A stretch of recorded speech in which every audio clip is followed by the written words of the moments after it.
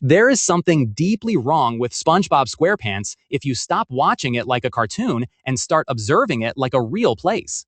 At first, SpongeBob SquarePants feels like chaos disguised as comedy, random events, impossible physics, locations changing whenever the plot needs them to, characters somehow appearing miles away within seconds, entire landscapes shifting between episodes without explanation. Most people dismiss these inconsistencies because the show exists in cartoon logic. But the deeper you analyze Bikini Bottom as an actual functioning environment, the harder it becomes to ignore a disturbing possibility hiding underneath the absurdity. The geography of Bikini Bottom behaves less like a stable city and more like a collapsing underground system built over massive interconnected tunnels. And once you start noticing the patterns, the entire city begins to feel unnervingly artificial. The first major anomaly is distance inconsistency. In one episode, the Krusty Krab appears walking distance from SpongeBob's Pineapple House. In another, it feels isolated in a commercial district separated by long roads, industrial areas, cliffs, or empty wastelands.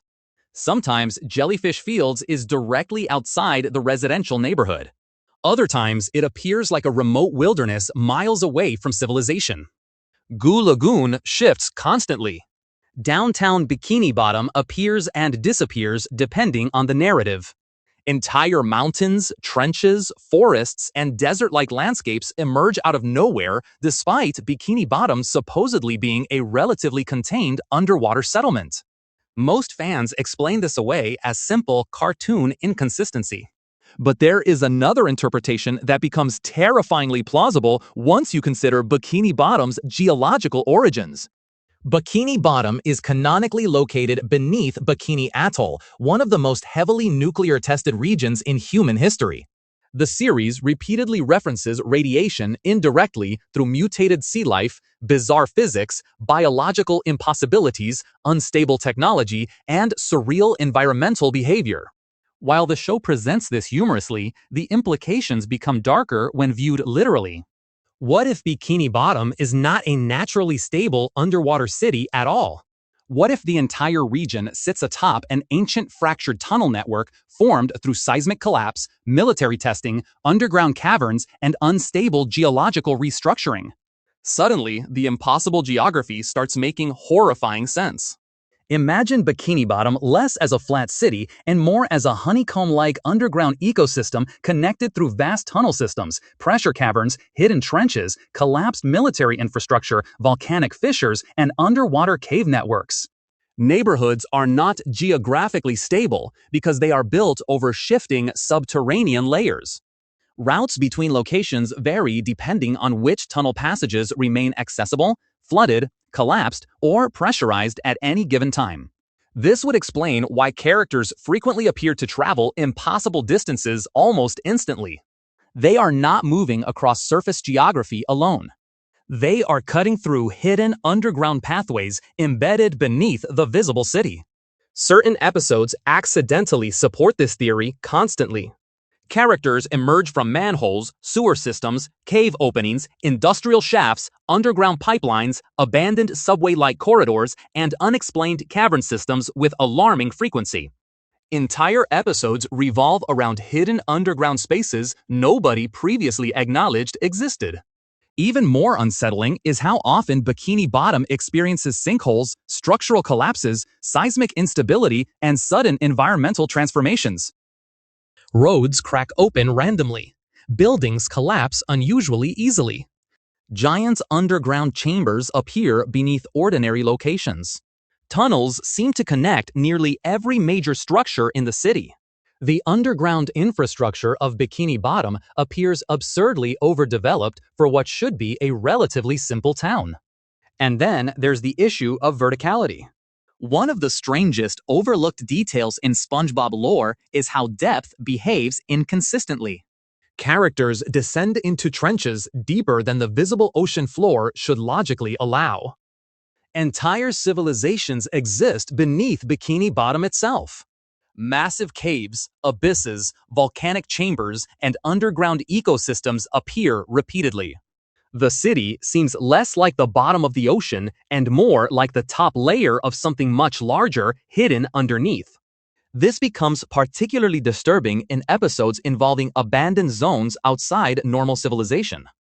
There are locations in SpongeBob that feel fundamentally disconnected from the cheerful surface world, eerie wastelands, deep-sea trenches, forgotten settlements, industrial ruins, giant cave systems, and isolated regions populated by bizarre mutated creatures unlike normal Bikini Bottom residents.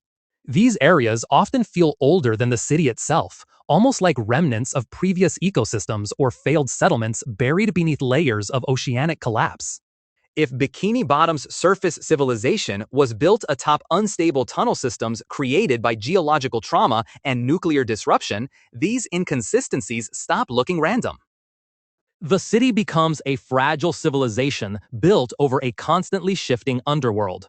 This theory also explains one of the biggest mysteries in the series, why Bikini Bottom's infrastructure appears impossibly advanced and primitive simultaneously. Characters possess boats functioning like cars underwater.